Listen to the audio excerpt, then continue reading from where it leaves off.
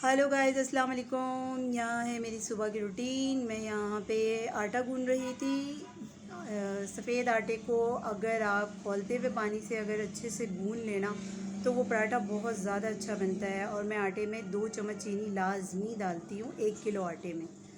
अगर आप भी 2 चम्मच चीनी लाजमी डाल देंगे ना तो फिर वो बहुत कोई मज़ेदार पराठा बनेगा।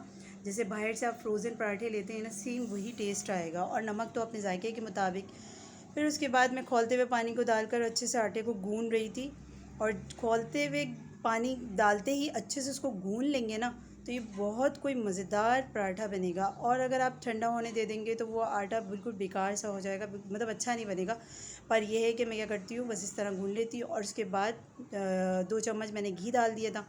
और उसके बाद फिर दोबारा मैंने गूंदा इसको अच्छे से गूंद लिया। गूंदने के फ़ौरन बाद मैंने डब्बे में डाल दिया। डब्बे में डाल के मैंने फ्रिज में रख दिया था। फिर मुझे चाय बनानी थी सुबह नाश्ते के लिए। फिर मैं चाय बनाने के लिए खड़ी हो गई थी तो फ़ौरन चाय वाय मेरी तैयार हो गई थी। दो चार पराठे बनाने थे, वो भी मैंने बना लिए थे। और फ़ौरन आटा गूंदने के बाद पराठे बनाओ तो इतना ख़ास नहीं बनता। थोड़ी देर रेस्ट करा दो आटे को तो फिर बहुत अच्छा बनता है। फिर मैं शामी कबाब बनाने लग गई थी। सुबह नाश्ते में कभी अंडा या कभी शामी कबाब, इस तरह कुछ ना कुछ होता ही है। फिर नाश्ते के बाद खाने की तैयारी हो गई थी तो मेरा दिल नहीं चाह रहा था आज खाना बनाने को। तो मेरे हस्बैंड कहने लगे चलो लाओ मैं बना कर दे दूँ। तो उन्होंने ऐसी सिंपल सी कढ़ाई बना दी। फिर भी उनको मसाले का अंदाज़ा नहीं है तो इसलिए मैं आ गई थी किचन में। तो मैंने ज़ीरा डाल दिया था। तेल डालने के बाद जैसे चिकन डाल दी। चिकन के बाद ज़ीरा, फिर अदरक लहसुन, फिर ये कुटी हुई मिर्ची, लाल मिर्ची और ब्लैक पेपर और फिर हल्दी। बस इसके अलावा तो कुछ डालती ही नहीं हूँ मैं। सिंपल घर में अगर कढ़ाई बनानी है तो ये सब मसाले बहुत होते हैं।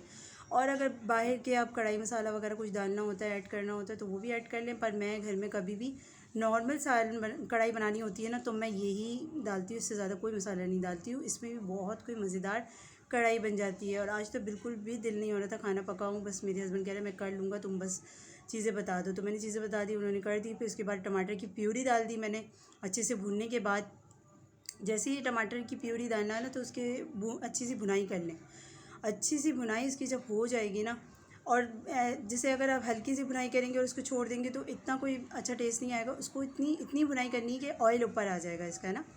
जिस तरह अब ये ऑयल ऊपर आ चुका है, बस ये डन हो गया। बस ढक्कन ढक कर उसको रख दें।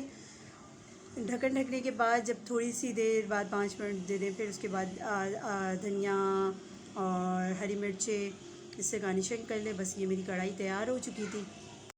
यहाँ कढ़ाई तैयार हो चुकी थी तो फिर मुझे और कुछ काम तो था ही नहीं। बस मुझे आज इसके अलावा कुछ पकाने नहीं था। मैंने कहा था बाहर से रोटी ले आएंगे तो फिर बच्चे खा लेंगे। मगर बच्चे कहने लगे नहीं हमें तो घर के पराठों से खाना है। तो बस मैंने कहा ठीक है बना दूँगी जब बनाना होगा। फिर आंटी आ गई थी काम करने के लिए तो आंटी फटाफट काम कर रही थी, घर की सफाई कर रही थी।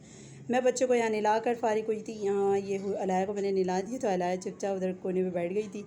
उसके बाद ये खेलने लग गई थी तो बस बारी बारी मैंने दोनों बहनों को नहलाया। नहलाने के बाद इनको मैंने एप्पल काट के दे दिया था कि एप्पल खा लो जब तक। तो एप्पल खाने के बाद अलाया खेलने लग गई थी, डॉल को सुला रही थी कि सो जाओ सो जाओ। तो फिर मैंने कहा चलो शूट करती हूँ।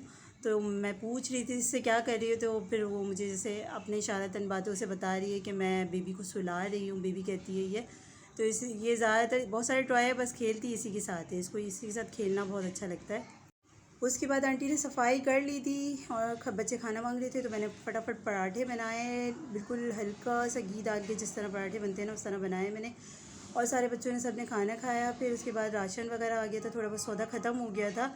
तो फिर मैंने जो जो चीज़ें ख़त्म हो गई मैंने हस्बैंड को बता दिया तो वो ले आए थे। तो बस फ्रूट वगैरह ले आए थे तो बस वो सब मैं फ्रिज में रख रही थी। फिर उसके बाद रात के टाइम फिर पिज़्ज़ा में ऑर्डर करवा दिया था तो बस हम लोगों ने पिज़्ज़ा खा लिया सब ने। क्योंकि मेरा तो बिल्कुल दिल नहीं कर रहा था कुछ पकाऊँ करूँ। तो मेरे हस्बैंड कह रहे थे चलो मैं पिज़्ज़ा ऑर्डर करता हूँ वही खा लेते हैं। तो बस सबने पिज़्ज़ा खा लिया था। तो पिज़्ज़ा हमारे लिए बहुत हो जाता है, बच्चों के लिए हमारे लिए। फिर उसके बाद बच्चे लंच लेकर आ गए थे। तो फिर लंच से ये लोग थोड़ा बहुत मतलब अभी जो रात में खाना खाएंगे उसके बाद लंच ले जाएंगे।